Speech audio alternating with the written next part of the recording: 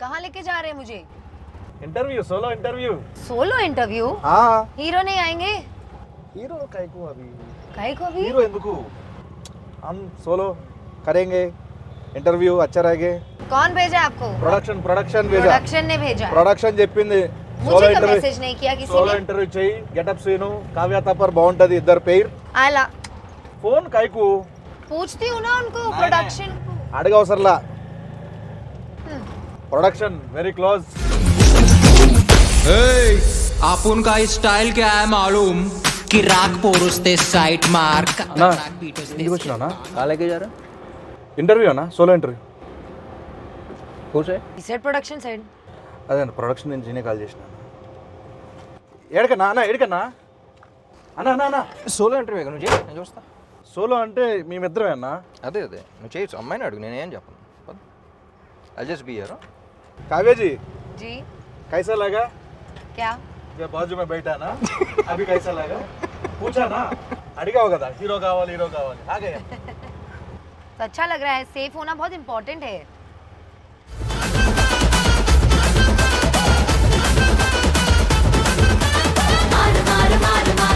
చాలా దారుణంగా తోలుతున్నావు సీను. పక్కన అక్కడ టీ షాప్ లాంటిది అని ఉంటే ఆపితే అక్కడ కూర్చొని మాడుకోవచ్చుగా. चाय पियेंगे? सोलो? सोलो? हाँ.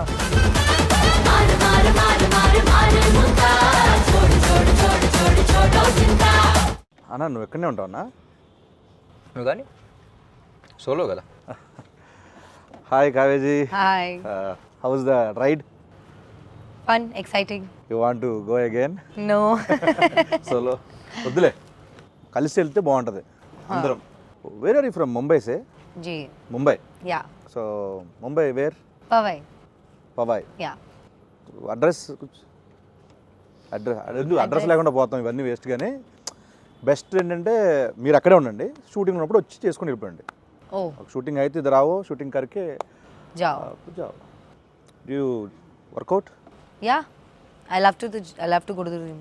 Oh, which muscle biceps or Abs. Okay. ఏమైందన్నా? ఏంటిది ఫేవరెట్ మజిలా? అంటే మనకి నాకు యాక్చువల్గా షోల్డర్స్ బాగా చేయడం ఇష్టం. చేస్తావు షోల్డర్ చేస్తావు? షోల్డర్స్ పర్లేదు. Is asking your favourite muscle. No I no said no no, no I ఏం అడగలా. I didn't ask anything. Biceps, అమ్మాయి బైసెప్స్ చూసావా? కాట్ Glutes. క్యా? గ్లూట్స్ అంటారు. Dude, oh dude, hi dude. Oh dude. Dude. Hi dude. Hi dude. Number है ना मेरा? नहीं. ले लो, लाइव लोकेशन डालो. Live location. लाइव लोकेशन पंపించు. It will end in 8 hours. Then how you will be in touch? 8 hours is enough. ఈ interview release చేస్తే యూటీజింగ్ కేసు పెట్టచ్చు తెలుసా నీ మీద? అలా నాకు చాలా ఇబ్బందిగా ఉందన్న. మీ సోలో ఎంట్రీ అంటే మీరు ఏంటన్నా మధ్యలో వెళ్ళిపోనా? చాలా ఇబ్బంది పెట్టారన్న నన్ను. వెళ్ళిపోనా? వద్దులే అన్న, ఈ అమ్మాయితో ఎంట్రీ చేయడం నాకు చాలా కష్టంగా ఉందన్న. ఏం అడగాలో అర్థం కావట్లేదు, అమ్మాయి ఏం చెప్తుందో నాకు అర్థం కావట్లేదు. సో నేను ట్రాన్స్లేట్ చేస్తానులే నీ భావన. కలిసి చేద్దాం ఇంటర్వ్యూ. నీ భావం ఏంటో నేను ట్రాన్స్లేట్ చేస్తాను. సో ఇది డబుల్ ఇస్మార్ట్ కాబట్టి డబుల్గా చేద్దాం. డన్. చాలా సినిమాలు చేసారు తెలుగులో.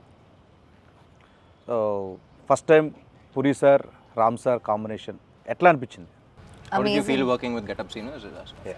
How I feel with working. In a Get Up Sinus film where Puri sir directed and I'm doing some small role, how did you feel acting in a Get Up Sinus film? ఎంత ఉందన్న meaning దీంట్లో? అదే no no working I experience. understood. Yeah tell. It was great. It was like a very easy going shoot and I had a lot of fun. No traffic. No traffic. సరే sir please. Yeah, I mean, amazing all in all, and I hope to do another film with them soon. I really admired Puri sir and his work initially when I came into the Telugu industry, and for the longest time I wanted to work with somebody who's, we all saw the journey yesterday at the trailer launch and how he's Try speaking in Telugu, no, little? How? Because he can't understand. Really? Little also? That's what జబ్ సే మై Like how he's speaking in Hindi, no? Like not that bad, but yeah. Chala ishtam. Chala working with Puri sir. మీరు చాలా admire చేసేవాళ్ళు. Yes, chala admire. I've never like gelled so well with the Costa and stuff as much as I have with Ram, because we share a lot of same perspectives, and a lot of times he's also changed my perspectives with his thought process, which is a very great thing, because there is a lot I learned from Ram sir. So yeah, you're getting respect because we're having. Ram గారి దగ్గర నుంచి మీరు చాలా నేర్చుకున్నారు, చాలా respect అంటే గౌరవం Yeah, పెరిగింది. oh yeah. Double smart start చేసిన స్టార్టింగ్లో మీరు స్కంద చేసి వచ్చారు. అప్పుడు నేను అక్కడ చూస్తే మజిల్గా చాలా స్ట్రాంగ్గా ఉన్నారు. దాంట్లో చాలా షార్ట్ గ్యాప్లో నేను చూడగానే షాక్. ఎంత ఎలాగా ఇంత తొందరగా దానికి ఏం చేశారు, అంత హార్డ్ వర్క్ ఏం చేశారు అసలు, అంత సడన్గా మళ్ళీ పాత ఇస్మార్ట్ శంకర్ కంటే ఇంకా స్క్వీజ్ అయిపోయి వచ్చారు. ఎలా ఎలా ఎలా ఎలా కుదిరింది అలా మీకు? బేసిక్లీ క్లైమాక్స్లో మళ్ళీ ట్రైలర్ కూడా రిలీజ్ అయింది కదా, సో మళ్ళీ క్లైమాక్స్ చెప్పినప్పుడు మళ్ళీ కిక్ వచ్చింది. సో మళ్ళీ ఆ ఇస్మార్ట్ శంకర్ క్లైమాక్స్లో ఎలా ఉన్నానో మళ్ళీ అలా వచ్చేద్దాం సినిమాకి, అండ్ ఆల్సో క్లైమాక్స్లో షర్ట్లెస్ ఏదో ఉన్నాను. కట్ చేస్తే నవంబర్లోనే షూట్ చేయాలి. సీజీ వర్క్ బోర్డ్ అంత ఉంది, దాని తర్వాత సంజయ్ దత్ గారి డేట్స్ అవన్నీ చాలా కన్ఫ్యూషన్ ఉంటాయి. Skanda September release, October November 2 months gap ఉంది. అవునన్నా. So I think Skanda release అప్పుడు లేను అనుకుంటా, 2 months ముందర నుంచే స్టార్ట్ చేశా. ఐ వెంట్ టు బాలీలో ఒక ప్లేస్ ఉంటే, సో మొత్తం ఫోన్లన్నీ ఆఫ్ చేసి అక్కడ 15 days 1 month అలా ఉండి మొత్తం సెట్ చేసుకుని వచ్చా. ఇంకా ప్యూర్లీ దాని మీదే పెట్టారు మొత్తం టైం అంతా ఎవ్రీథింగ్. ఎందుకంటే ఇస్మార్ట్ శంకర్ ఏంటంటే యూ హ్యావ్ టు బీ, అంటే అప్పుడు అంత క్లిక్ అయిన క్యారెక్టర్ మళ్ళీ అదే ఫీలింగ్ రావాలంటే you have to be in that. ఇది బల్సన్ శంకర్ లాగా కాకుండా ఇస్మార్ట్ శంకర్లా ఉండాలి. నాకు అనిపించింది ఏంటంటే దానికి దీనికి జస్ట్ 1 month గ్యాప్లో మళ్ళీ స్టార్ట్ చేసాం అన్నంత ఆ లుక్ ఉందన్న ఇస్మార్ట్ శంకర్ డబుల్ ఇస్మార్ట్కి. సో డెడికేషన్ మాత్రం, కానీ ఆ టైం ఫ్రేమ్లో మరీ అంత ఫాస్ట్ కూడా చేయకూడదు. ఇట్స్ నాట్ హెల్దీ, బట్ కొన్నిసార్లు తప్పదు చేయాలి కాబట్టి. సో 86 to 68 మళ్ళీ ట్రైలర్ రిలీజ్లో ఫంక్షన్లో ఈవెంట్లో మీరు మాట చెప్పారు ఆడియన్స్కి ఉద్దేశిస్తూ, ఈ సినిమా బిర్యానీ లాంటిది ఇలా అని చెప్పి. సో ఎగ్జాక్ట్గా అక్కడ ఏదో చెప్పలేకపోయారన్న, అంటే ఏదో ఒక లాంగ్వేజ్ ఒక మంచి వర్డ్స్లో చెప్పాలనుకున్నాను, బట్ మొత్తం ఫిల్టర్ చేసి చెప్తా అన్నారు. ఇప్పుడు చెప్పాలంటే కొంచెం విడదీసి ఏ ఆడియన్కి టార్గెట్, మనం ఎవరో అంటే ఎవరిని బాగా అలరించిపోతున్నాం? ఇప్పుడు ఏం మాట్లాడా నాకు గుర్తులేదు, మాట్లాడే ముందు గుర్తులేదు, మాట్లాడిన తర్వాత కూడా గుర్తున్నాను స్పీచెస్. బట్ బిర్యానీ గురించి ఏంటంటే నాకు బేసిక్లీ అనిపించింది, ఇప్పుడు కమర్షియల్ సినిమా అనగానే it's a multi genre film. అంటే యాక్షన్ ఉంటుంది, కామెడీ ఉంటుంది, రొమాన్స్ ఉంటుంది, సెంటిమెంట్ ఉంటుంది. It's like a mix of all these things. So single genre అంటే it's different way you write of script. Multi genre అంటే నువ్వు అసలు మాసెస్ అందరినీ, అన్ని సెక్టర్ ఆఫ్ ఆడియన్స్ని అన్ని రకాలుగా సాటిస్ఫై చేయాలి. So it's not an easy task. So అందుకనే if you see commercial films అన్న వెంటనే సక్సెస్ రేట్ ఇస్ వెరీ లో.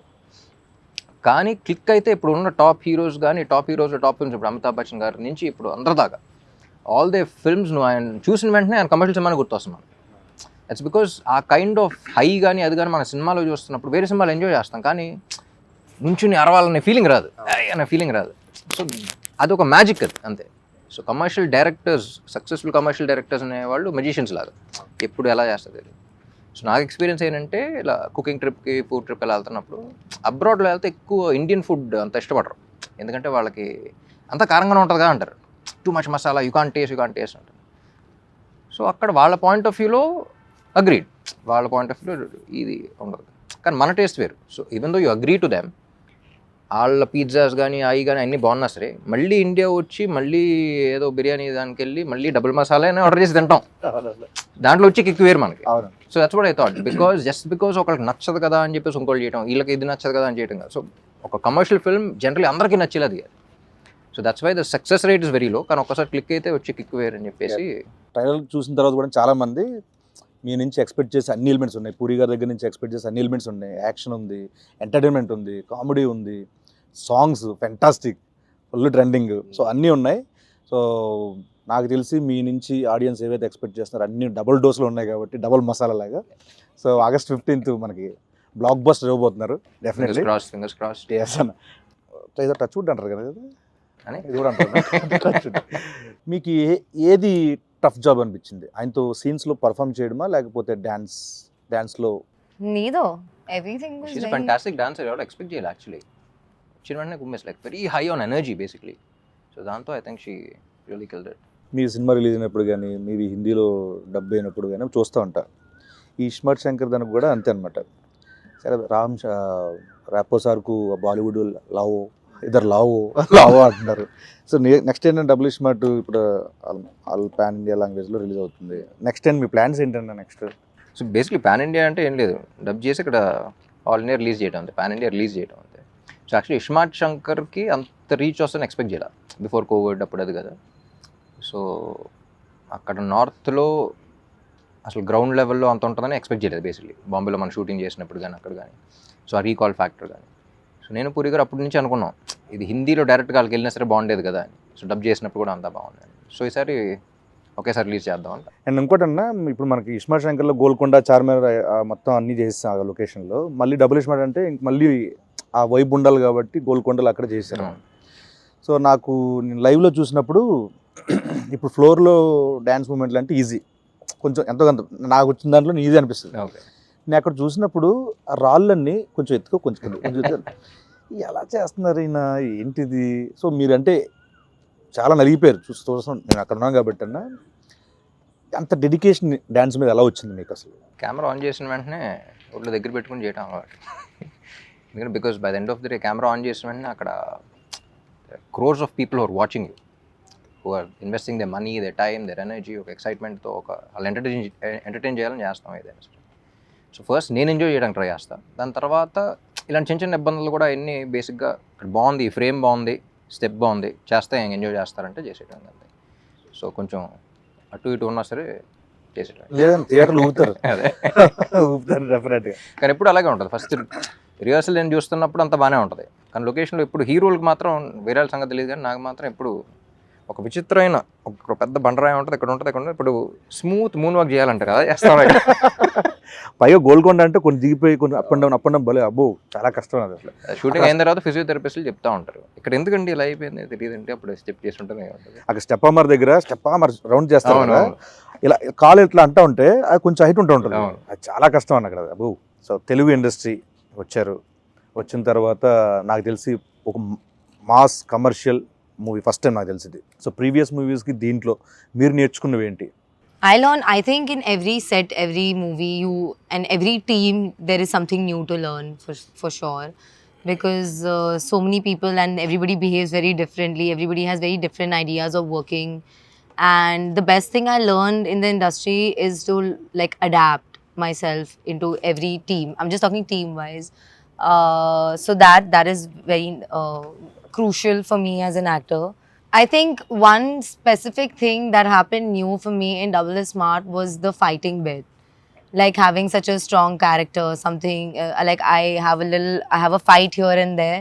So I've never fought ever in any other film. I've always been like very glamorous and beautiful or a rich spoiled girl or something like that.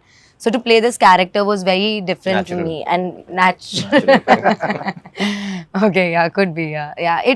I am a very tomboyish person, so yeah, I think I really enjoyed that a lot. And my experience with somebody like Puri sir and Ram as well, like it's never been so smooth for me. Like I can't, sometimes I just think like, oh my god, is the movie over? Like where did the time go? It was so easy, and like I would definitely, I'm like I said, no set is ever the same, but I wish to keep working with such kind of environments where I had so much fun. It was like one night shoot for me in my head, because it went by so smoothly that when I woke up I was like, oh my god, it's gone, the time's gone.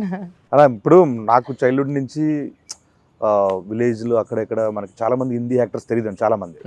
అప్పట్లో నాకు చిన్నప్పుడు బాగా నాకు తెలిసింది ఏంటంటే నాయకి నాయకుల నాయకి అది ఆ సాంగ్ అని, తర్వాత నుంచి కల్నాయక్ అనేవాళ్ళు, తర్వాత ఎదిగే కొద్దీ ఆయన సినిమాలు చూడడం.